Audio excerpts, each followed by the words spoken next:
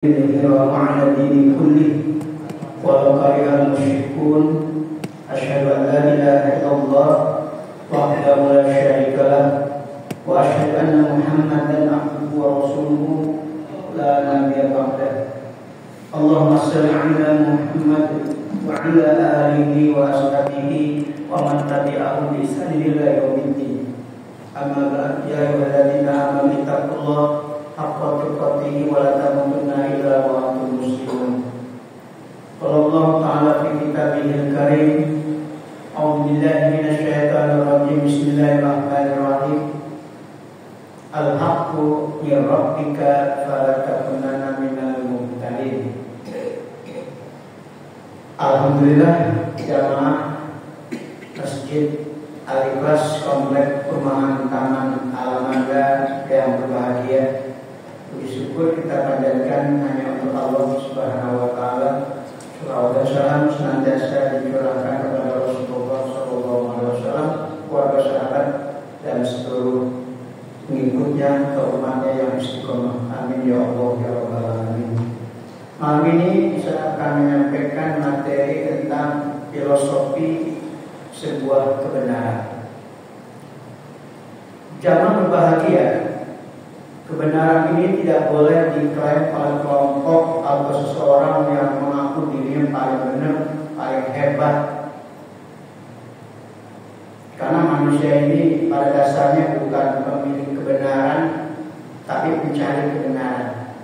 Oleh karena itu, dalam malam ini saya menyampaikan ada 21 poin tentang filosofi sebuah kebenaran.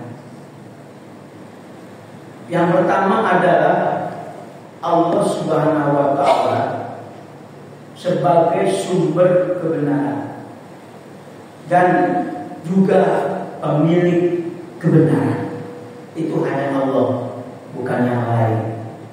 Ini berdasarkan Al-Baqarah 147. Al-haqqu min rabbika fala takunanna minal mumtarin.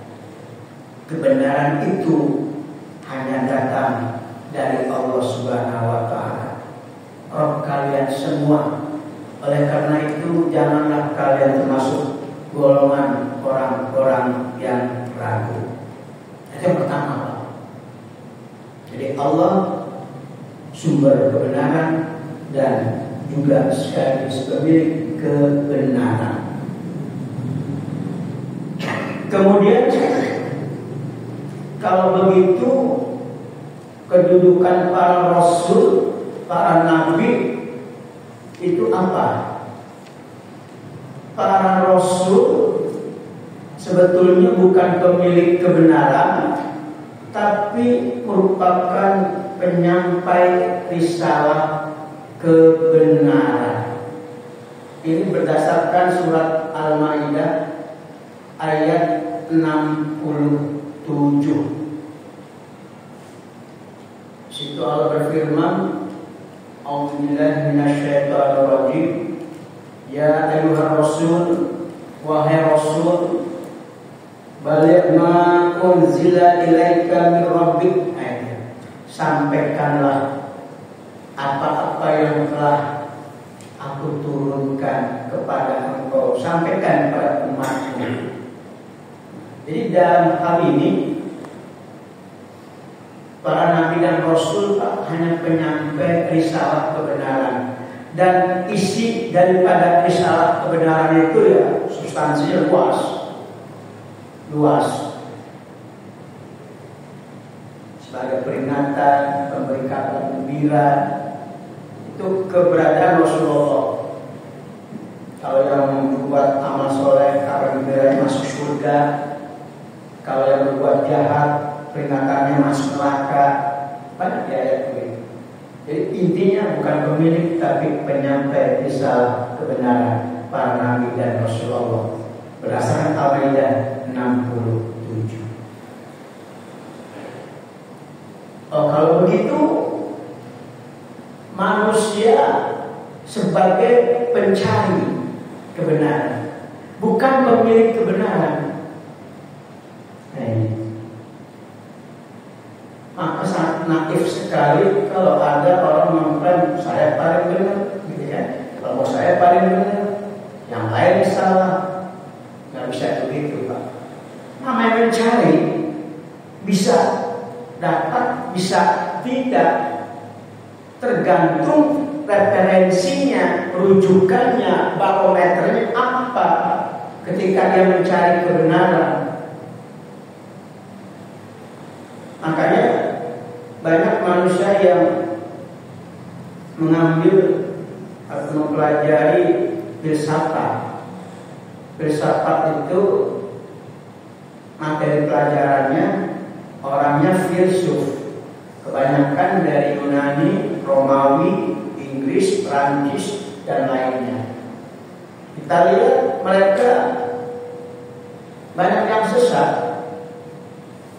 Ada yang enggak, tapi banyak yang sesat karena persoalannya rujukan yang ketika ia mencari kebenaran apa.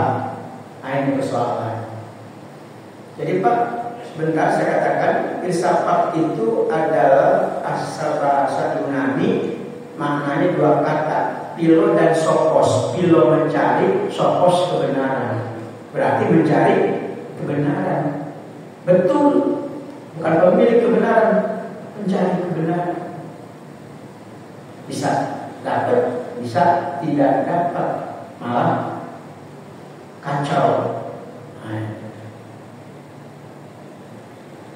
Baik, Ibnu Taimiyah dalam hal ini dia pernah menggambarkan orang-orang filsuf, orang-orang yang mempelajari filsafat. Dia nggak langsung menyesatkan, tapi begini bagus gambaran Pak, ilustrasi Ibnu Taimiyah. Kita ditanya mana telinga kamu yang kanan? Yang enak kan Pak? Jawabannya ini kuping kanan saya. Mana kuping kiri Anda? Nih, kan enak. Tapi kata Ibnu Taimiyah kalau orang filsafat nggak begitu jawabannya. Mana kuping kanan kamu? Nih. Mana kuping kiri kamu? Nih. Jadi diurai dulu Pak. Ribetkan kurang. Nah itu tadi bisa ketemu, bisa tidak. Mana dalilnya manusia mencari kebenaran Pak? Al-Qasas 77. Wa batagi fima ataqaw darul akhirata wa tansa nasibaka minad dunya ila akhir ayat. Carilah oleh kamu tentang hakikat kehidupan, yaitu apa? Negeri akhirat. Tentang hakikat kehidupan yang sesungguhnya adalah negeri akhirat. Suruh cari kita seperti apa tentang konsep kehidupan yang benar menuju negeri akhirat biar kita selamat. Walaupun sana sebagai minat dunia, tapi jangan sekali-kali kau lupakan hidupmu, nasibmu di dunia. Jelas. Ini poin yang ketiga. Ya. Kemudian poin yang keempat, berarti rujukannya, referensinya harus sumbernya Al-Quran dan Sunnah Rasulullah SAW atau hadis sahih. Ini wasiat yang luar biasa. Karena Rasulullah hanya mewasiatkan umatnya ketika wafat hanya dua perkara. Taraktu fikum amrayni intamassaktum bihima lan tadillu abada, kitabullah wa sunnata Rasul. Kutinggalkan dua perkara buat kalian, hai umatku. Kalau kalian pegang akan keduanya, kalian kujamin tidak akan sesat selama-lamanya, yaitu Al-Quran dan Sunnah Rasulullah SAW. Itu Pak, barometernya ketika orang ingin mencari sebuah kebenaran, Quran dan Sunnah. Tanpa itu nggak akan ketemu, bisa-bisa kacau. dijamin nggak akan sesat. Nah, itu filosofi yang keempat. Ya. Kalau ilmu-ilmu lain itu memang ilmu indallah hakikatnya, surat An-Nur ya. Ilmu indallah. Semua ilmu hakikatnya datang dari Allah. Tapi ilmu-ilmu yang lain itu hanya sebagai tambahan wawasan, pengetahuan. Tapi yang uzem, yang bisa memberikan kita selamat dunia akhirat, petunjuk yang benar, Quran dan Sunnah Rasulullah Sallallahu Alaihi Wasallam. Maka carilah barometernya ke sana, jangan ke yang lain. Insya Allah kebenaran akan ketemu. Kemudian yang berikutnya, yang kelima, manusia pertama di dalam mencari kebenaran itu ternyata Pak, bukan filsuf-filsuf yang tadi saya sebut dari Inggris, Prancis, Yunani, Romawi, bukan John Locke, Jean Rousseau, Galileo, Isaac Newton, ya, Albert Einstein, Socrates, Aristoteles, bukan. Plato, bukan. Tapi orang pertama di dalam mencari kebenaran adalah Nabi Ibrahim alaihissalam. Beliau orang pertama, filsuf pertama dalam Islam. Surat Al-An'am ayat 74 sampai 79. Wa izqala Ibrahimu li abihi ajara tattakhidhu asnaman aliha inni arauka wa qaumaka fi dhalalin mubin. Ingatlah ketika pemuda Ibrahim berkata, ini belum jadi nabi baik waktu ayat ini bercerita. Ibrahim belum jadi nabi, masih pemuda yang jenius, yang cerdas. Itu diangkat. Ingatlah ketika beliau berkata kepada ayahnya, wahai ayah, ini berhala-berhala apa yang kau jadikan sesembahan? Sungguh aku memandang ayah dan pengikut ayah sesat yang nyata. Gitu. Kemudian itu ayat 74 ya, ayat 75-nya apa itu? Maka Allah menampakkan di langit dan di bumi fenomena alamnya agar Ibrahim yakin dengan ayat-ayat Allah. Maka baru disitulah Nabi Ibrahim melihat fenomena alam. Falamma janna alaihi lailu ra'a kaukaba qala hadza rabbi falamma afala qala la uhibbul afilin. Itu ayat 76-nya. Maka tatkala malam telah datang, Ibrahim melihat sebuah bintang. Ini Tuhan saya. Tapi tatkala bintang tenggelam, Ibrahim berkata, la uhibbul afilin. Aku gak suka kepada yang tenggelam. Kemudian yang 77-nya, falamma ra'al qamara bazighon qala hadza rabbi falamma afala qala la ilaha yahdini rabbi la akunanna minal qaumid dhalin. Maka tatkala Ibrahim melihat bulan di malam hari, ini Tuhan saya. Tapi tatkala bulan itu tenggelam di pagi hari, dia berkata, andai kata Tuhan yang sebenarnya tidak memberi petunjuk kepadaku, aku akan sesat.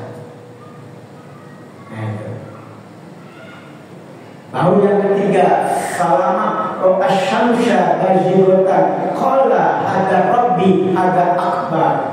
Falama afalat qala ya qaumi inni bari'um mimma tusyrikun tatkala di pagi hari terbit di sebelah timur, Ibrahim melihat matahari. Ini jangan-jangan Tuhan saya, karena ini akbar, yang lebih besar dari bintang dan bulan. Maka tatkala matahari pun terbenam di sebelah barat, maka ia berkata, hai kaumku, aku berlepas diri dari kalian yang masih mempersekutukan Tuhan yang sebenarnya. Luar biasa. Baru gimana kita bisa menyimpulkan ternyata Ibrahim itu pemuda yang ketemu kebenaran. Ayat bismillahnya ini wajahtu wajahiyya lilladzi fatara samawati wal arda hanifa wa ma ana minal musyrikin. Sungguh aku hadapkan sikap dan pandangan hidupku hanya kepada Allah saja yang telah menciptakan langit dan bumi beserta isinya, dengan cenderung pada ajarannya yaitu Islam yang lurus, dan bukanlah aku pelaku orang-orang musyrik. Maka ini statement Nabi Ibrahim diabadikan oleh Allah buat bacaan iftitah dalam sholat. Ketemu Pak? Itulah filsuf pertama dalam Islam, Nabi Ibrahim alaihissalam. Kita harus yakin Pak, Nabi Ibrahim itu ketemu kebenaran dengan kalimat ini, wajahtu wajhiyya lilladzi fatara samawati wal arda hanifa wa ma ana minal musyrikin. Itu sebetulnya dibimbing oleh Allah kepada arah kebenaran. Maka filosofi yang berikutnya apa? Allah lah sebagai pembimbing kebenaran hambanya. Surat Yunus ayat yang ke-35. Di situ Allah berfirman, kita lihat ada kalimat di situ, kulillahu yahdi lil haq. Ayat kulillahu yahdi lil haq. Katakan dia Allah sebagai pembimbing ke arah kebenaran terhadap semua hambanya. Diarahkan Pak. Makanya dia tidak mau menyembah bintang, bulan dan matahari karena tenggelam semuanya. Dia tidak stagnan dalam mencari sebuah kebenaran. Dan juga Nabi Ibrahim tahu, wa min ayatihi al-lail wa nahar wa syamsu wal qamar la tasjudu lis-syamsi wa lil qamar wasjudu lillahi alladzi khalaqahunna in kuntum iyyahu ta'budun. Surat Fussilat 41 ayat 37. Dan dari tanda-tanda kekuasaan Allah yang menciptakan suasana malam dan siang, dan menciptakan matahari serta bulan, maka janganlah kamu sujud kepada matahari dan jangan pula sujud kepada bulan, tapi sujudlah, beribadahlah kepada Allah yang telah menciptakan akan keduanya, matahari, bulan serta bintang. Nah, ini surat 41 ayat 37. Tidak stagnan. Tapi kenapa ya? Padahal Nabi Ibrahim alaihissalam dengan kondisi penduduk negeri Sabah sama penduduk Jepang kan dulu Nabi Ibrahim hidupnya. Tapi mengapa orang negeri Sabah dulu sebelum didapat Nabi Sulaiman Ratu Bilqis nyembah matahari? Ya, surat An-Naml 24. Terus sekarang orang Jepang agama Shinto nyembah matahari. Apa mereka tidak membaca sejarah Nabi Ibrahim?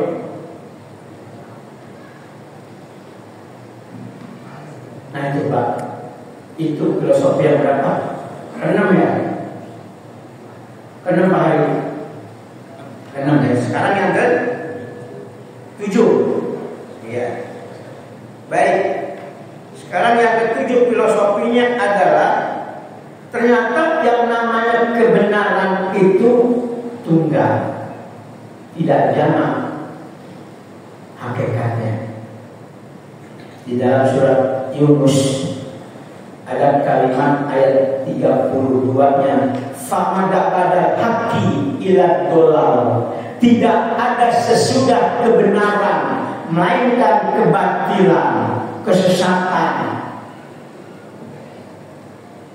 Famada pada haki ila dolal, tidak ada sesudah kebenaran melainkan kesesatan, kebatilan, kesalahan. Kan tunggal hanya dari Allah kebenaran itu. Nah, kemudian yang kedelapan, filosofinya adalah bila kebenaran menurut hawa nafsu manusia, maka konsekuensinya akan hancur langit dan bumi. Langit alam makrokosmos, bumi alam mikrokosmos, alam terbesar dan terkecil hancur kalau kebenaran ukurannya hawa nafsu manusia. Dalilnya Al-Mu'minun ayatnya 71. Walau taba'al haqqu ahwa'ahum, andai kata kebenaran menurut hawa nafsu mereka masing-masing, apa yang terjadi? La fasadatis samawati wal ardh wa man fihin, maka konsekuensi logisnya akan hancur, binasa langit dan bumi beserta segala substansi isinya. Gampang Pak untuk menjelaskan ayat ini, gampang banget. Kalau saya tanya jamaah Al-Ikhlas atau pengurus, Pak Sugianto, Pak Ari semua ya, Bapak, saya tanya ini masjid panjangnya berapa, lebarnya berapa? Pak Ari berapa panjang lebar ini? Pak Ari jawab, pasang beda saya tanya sama lain. Dapat 20 kali. Mas Gianto berapa ini? Nggak ada sama. Bapak berapa? Pasti beda kan? Mana benar? Mana yang harus kita ambil sebagai kebenaran? Apa Pak Arif? Pak Sugianto?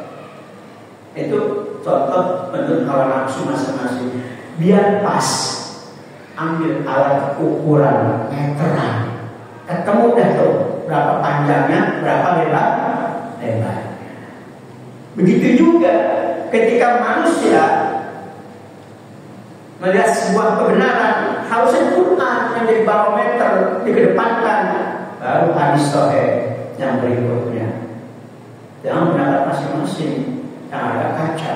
Ini maksudnya menghitung suatu panjang lebar bangunan kalau pakai ukuran tidak sama.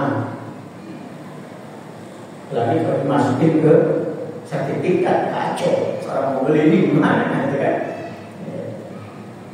Baik, itu filosofi yang berapa? Bahasanya tadi 8. Sekarang 9. Yang ke-9. Baik. Yang ke-9 adalah ini. Ternyata orang beriman oleh Allah dipanggil untuk senantiasa bertakwa dan hidupnya harus dengan orang-orang yang benar, bukan yang pinter Pak. Surat At-Taubah ayat 119. Ya ayyuhalladzina amanu taqullaha wa kunu ma'as-shadiqin. Hai orang-orang yang beriman, bertakwalah kalian kepada Allah dan hendaklah kamu bersama orang-orang yang benar, bukan orang-orang yang pintar. Kalau orang pintar banyak, tapi keblinger. Itu orang yang benar. Pinter banyak, benar jarang. Al-Baqarah 119. Kemudian yang berikutnya kalau begitu filosofi yang ke-9 ya. 10. Berarti yang ke-10 yang berikutnya adalah, nah, tadi kita pada awal disuruh hidup bersama orang-orang yang benar. Pertanyaannya yang ke-10, kelompok orang-orang yang benar dalam Al-Quran itu seperti apa, Pak? Jawabannya adalah orang-orang yang mendapat petunjuk ihdinas siratal mustaqim siratal ladzina an'amta 'alaihim, yaitu orang-orang yang telah Allah beri nikmat di jalan yang lurus. Siapa mereka? Ayat tersebut oleh Allah ditafsirkan, dijelaskan dalam surat An-Nisa ayat yang ke-69. Itu tafsir dari kalimat an'amta 'alaihim, yang telah Allah beri nikmat ketika mereka hidup. Siapa mereka? Para nabi, para siddiqin, para syuhada, dan para sholihin. Ini ayatnya. Wa may yuti'illaha, barang siapa yang taat pada Allah, wa rasulah, dan taat pada Rasulullah, faulaika, maka mereka itulah ma'alladina an'amallahu 'alaihim, akan bersama orang-orang yang Allah beri nikmat kepada mereka. Siapa mereka itu yang Allah beri nikmat kepada? Ihdinas siratal mustaqim minan nabiyina, para nabi, wasyidikina, para syidikin, wasyuhada, orang-orang syuhada mati syahid, dan wassolihin, dan orang-orang soleh. Wa hasuna ulaika rafiqa, mereka itulah teman yang sebaik-baiknya. Sudah berteman pada orang yang benar ini, itulah teman yang sebaik-baiknya. Jadi kagak ada lagi Pak kita yang bagus, yang teman yang baik, yang mendapat ihdinas siratal mustaqim siratal ladzina an'amta 'alaihim, kecuali para nabi, rasul, syidikin, syuhada, dan sholihin. Nah itu.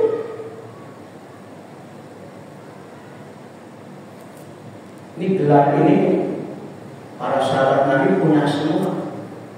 Orang-orang soleh, semua apa? Semua para sahabat Nabi.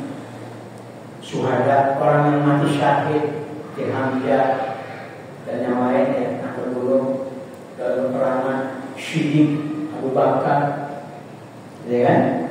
Nabi dan Rasul. Nah. Terus yang ke-11 ternyata. Yang ke-11, nah ini, siapa sahabat Nabi yang dijuluki sebagai Asy-Syidik? Itu jawabannya, Abu Bakar Asy-Syidik. Gelaran Syidik ini seperti apa Pak? Kronologisnya ketika peristiwa Isra Mi'raj. Ketika itu pagi-pagi Nabi Muhammad sedang keluar rumah, ketemu sama orang kafir, ya, Jahal. Jadi orang kafir nanya, ya Muhammad, ada kabar berita apa nih? Saya pengen mendengar kami ini. Semalam saya habis Isra Mi'rajkan oleh Allah Tuhanku. Perjalanan dari Masjidil Haram ke Masjidil Aqsa, kemudian Mi'raj naik ke langit ke-7 Sidratul Muntaha, cuma waktu semalam. Mendapat kabar begitu, tadi minta kabar kan? Nabi Muhammad dianggap orang gak waras, gilanya semakin menjadi-jadi rasanya. Ketawain Muhammad ngenggok. Udah, tapi Rasulullah menanggapi orang percaya, orang beriman. Maka hal ini ditanyakan oleh kepada Abu Bakar, sahabat yang dekat. Orang kafir pengen nanya Abu Bakar, hai Abu Bakar tuh Muhammad kawanmu, dia bercerita kata semalam diperjalankan dari Mekah ke Palestina, tahun ke-7 cuma semalam. Percaya nggak Abu Bakar? Apa jawabnya? Lebih dari itu percaya kalau yang ngomong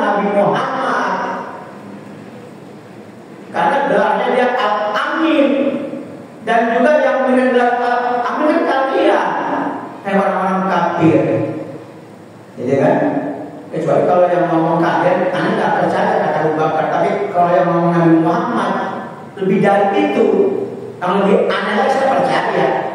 Ya al-amin, dan dimensinya kan wa mayan tiku anil hawa in huwa illa wahyuha. Ucapannya, perbuatannya, diamnya, semua dimensi wahyu. Oke. Itu Pak adanya di surat Al-Hujurat ayat ke-15. Itu turun buat Abu Bakar Asyidi. Kemudian filosofi berikutnya, kalau begitu seperti apa kriteria orang-orang yang benar tadi? Orang-orang yang benar itu seperti apa kriterianya? Itu jawabannya di surat Al-Hujurat surat 49 ayat yang ke-15. Dalam ayat ini Allah katakan dalam firman-Nya, nah ini ya, A'udzubillahi minasyaitonir rajim. Bismillahirrahmanirrahim. Ayat 15, yaitu Al-Hujurat ayat yang ke-15. Innamal mu'minuna alladzina amanu billah. Sesungguhnya orang-orang beriman itu adalah yang beriman kepada Allah wa rasulihi, dan kepada rasulnya. Summa lam yartabu. Ini kalimat buat Abu Bakar. Summa lam yartabu, tidak ragu-ragu. Karena pakai kata iman Pak Abu Bakar melihatnya bukan sains, tapi iman, kata-kata iman. Summa lam yartabu, tidak ragu-ragu. Kemudian wajahadu bi amwalihim wa anfusihim fisabilillah. Ulaika humus shadiqun. Mereka itu orang-orang yang benar. Jadi ciri orang yang benar itu dalam Al-Hujurat ayat yang ke-15, pertama beriman pada Allah, kedua pada Rasulullah, ketiga tidak ragu ya atas keimanannya, yang keempat dia jihad dengan harta, yang kelima dengan jiwa. Ada 5 kriteria orang yang benar. Ini ayat diturunkan buat Abu Bakar Asyidi. Yang berikutnya adalah berapa nih? Berapa? 13. Pak, ada kalimat dalam hadis. Hadisnya itu Ibnu Hibban, hadis nomor 2041. Qul haqq walau kana muron. Katakan yang sebenarnya walau itu pahit dirasa. Ini jelas. Sampai benar kalau pahit. Ya. Yang berikutnya adalah ini. Kebenaran yang tidak terorganisir dengan rapi akan dapat dikalahkan dengan kebatilan yang terorganisir dengan rapi. Ini asal sahabat Ali bin Abi Thalib. Al-haqqu bila nizomin yaglibul batilu binizomin. Sebuah kebenaran yang tidak terorganisir dengan rapi akan dapat dengan mudah dikalahkan dengan kebatilan yang terorganisir dengan rapi. Contoh kan saya pernah mobil bis ada 34 penumpang, bis itu jumlahnya 40, berarti yang kosong 6, 34 terisi, ya kan? Berangkat dari Pulau Gadung menuju ujung Pulau Jawa, Bondowoso atau Banyuwangi Situbondo. Itu 34 orang itu orang baik-baik, cuma nggak saling mengenal. Orang tujuannya ada yang ke Jawa Barat, ada ke Jawa Tengah, ada ke Jawa Timur. Dalam posisi alas korban, daerah hutan sepi kan, penumpang naik 6 orang. Supir berhenti, 3 penumpang, dia kan pas ke bangku 40 jumlahnya. Berjalan sekian menit, tiba-tiba 6 orang ini garong. Ada bawa senjata, bawa celurit, bawa pistol, bawa bom untuk menyandra 34. Saya bertanya, mana kalah, mana yang menang?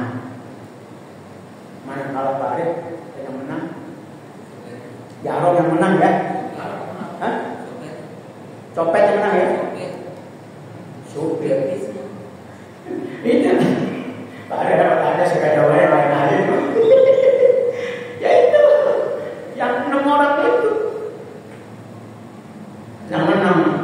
Gak boleh ngelawan. Bangkit aku udah di planning tuh maksudnya ucapan Ali. Baik, yang berikutnya adalah terus sampai 21 balik lagi tanggung. Berapa orang Pak Gianto? 15 sekarang. Ini yang 15 adalah Pak Bapak mungkin kenal yang namanya Albert Einstein ya. Walaupun dia ini orang Yahudi tapi dia punya satu teori relativitas. Jadi gini Pak, metode ilmiah yang merupakan bukti klimaks kemampuan akal manusia di dalam menentukan setiap nilai-nilai kebenaran dalam hidupnya, menilai setiap nilai-nilai kebenaran dalam hidupnya, kata Einstein, manusia hanya mampu menjawab apa yang sudah ada. What is apa ini? Kejawab. What is apa ini? Kejawab. What is apa ini? Kejawab. Nggak salah jawabannya. Tapi kalau dikasih pertanyaan kosong apa yang seharusnya menjadi tujuan hidup manusia secara hakiki, manusia nggak bisa menjawabnya. Apa maksudnya kalimat kosong yang seharusnya? Kalau dikasih tentang pertanyaan dari mana Anda, untuk apa Anda hidup ini, dan akan kemana akhirnya Anda hidup ini? Bapak-bapak, pertanyaan tadi Bapak lontarkan pada orang-orang ateis, komunis, sosialis, pasti jawabannya ngaco. Dari mana Anda? Saya terjadi dengan sendirinya. Untuk apa Anda? Saya akan menciptakan masyarakat rata dan sama. Masyarakat harus sama rasa, dan agama candu harus dibuang. Akan kemana Anda?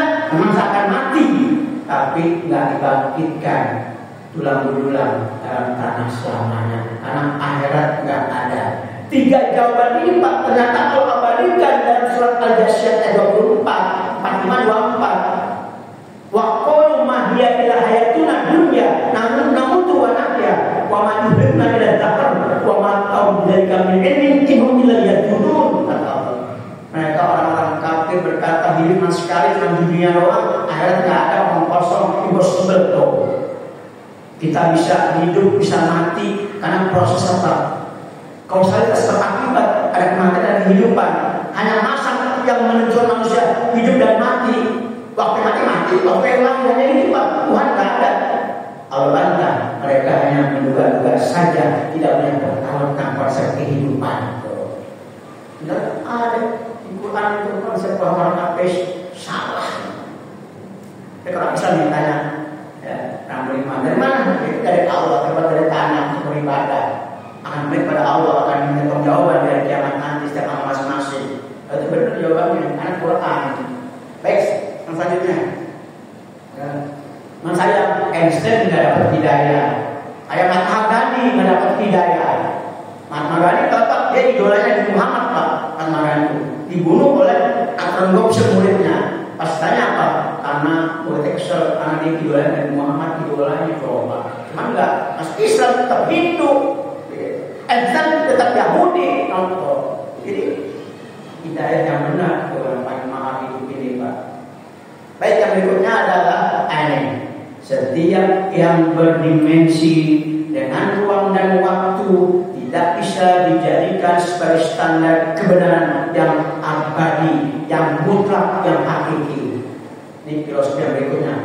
Nomor 17 ya.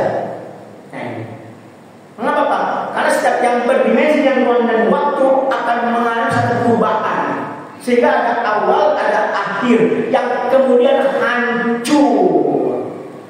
Berarti kalau begitu, yang tidak terdimensi dan ruang dan waktu hanya Allah Pak. Makhluk Allah, malaikat, para nabi, rasul, jin, iblis terdimensi dan hancur, mati. Hanya Allah yang bisa dijadikan standar kebenaran yang abadi, mutlak, hakiki. Mana dalilnya? Luar biasa Pak. Surat An-Nahl 16 ayat 96. Ma indakum yanfadu wa ma indallahi baqi, kata Allah. Apa yang ada pada sisimu akan musnah, hancur, binasa. Tapi yang ada pada sisi Allah kekal abadi. Ada kan dalilnya? Baik. Nah, 3 hari itu lagi. Kemudian adalah Pak, ternyata orang mengapa menolak kebenaran? Satu faktornya karena kesombongan. Karena kesombongan. Ternyata ketika ditanya, sahabat nanya ke Rasulullah, ya Rasul, apa arti sombong? Al-kibru, sombong. Rasul menjawab, Rasulullah, batul haqq wa ghamdun nas, menolak kebenaran yang datang dari Allah dan suka merendahkan manusia yang lain. Itu sombong. Ini diperkuat Pak surat An-Nahl 27 ayat 14. Hatinya meyakini akan kebenaran Pak. Ini benar Tuhan Allah yang menciptakan, Quran benar, firman hidup, Rasulullah benar, Nabi terakhir, ya, rahmatan alamin. Tapi karena sombong, ya, menolak. Tuh surat 27 ayat 14. Kemudian, nah ini orang-orang beriman diperintahkan agar senantiasa bertakwa dengan sebenar-benar takwa dan jangan mati kecuali daripada Islam. Ya ayyuhalladzina amanu taqullaha haqqa tuqatih wa la tamutunna illa wa antum muslimun. Nah, itu adalah benar ya. Hai orang beriman, bertakwa kamu kepada Allah haqqa tuqatih, dengan sebenar-benarnya takwa. Jangan kamu mati dengan Islam. Itu ayat gacuannya. Ya, buat khotbah Nabi maka itu ceramah itu 302. Yang berikutnya adalah ayat. Ternyata yang namanya orang-orang yang benar Pak akan mendapat manfaat dari kebenarannya dan akan dimasukkan ke dalam surga. Surat Al-Maidah ayat 119.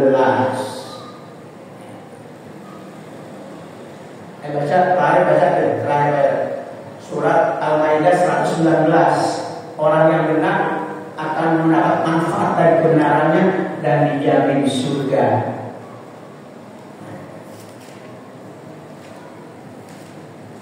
Dua lagi ya.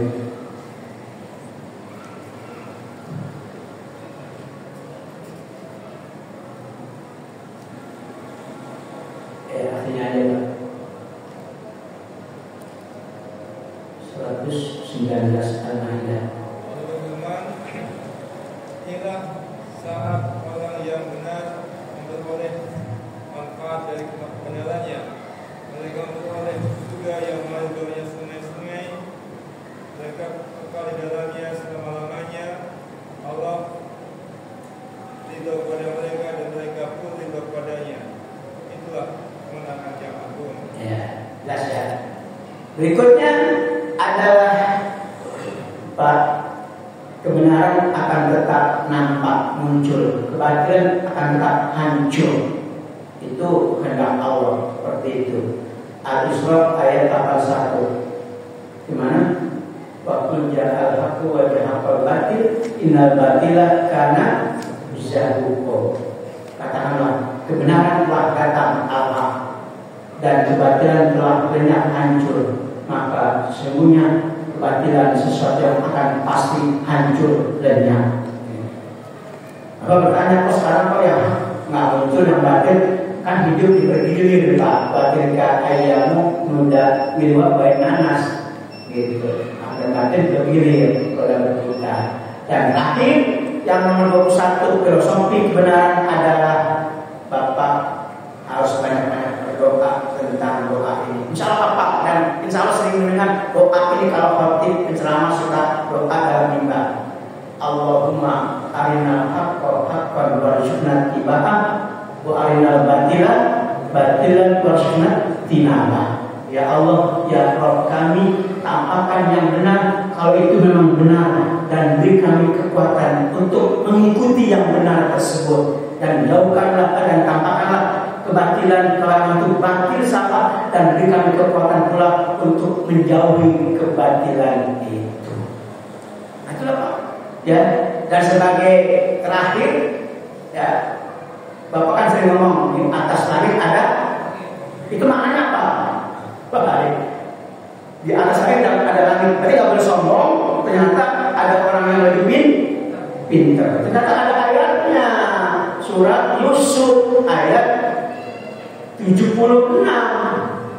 Wa fawqa kulli dhi ilmin alim. Ilmin alim. Ya. Surat 12:76. Wa fawqa kulli ilmin alim. Tiap-tiap orang yang punya pengetahuan ada yang lebih mengetahui. Maka jadilah ilmu padi, walau Bapak menguasai disiplin ilmu, tetap ilmu padi pakai, merunduk, jangan arogan, jangan sombong. Karena bagaimanapun di atas langit ada langit, orang yang hebat ada yang lebih hebat lagi. Barangkali itu semoga bermanfaat. Benar dari Allah, salah dari Al-Faqih Al-Fadilah. Alhamdulillahirabbil alamin. Assalamualaikum warahmatullahi wabarakatuh.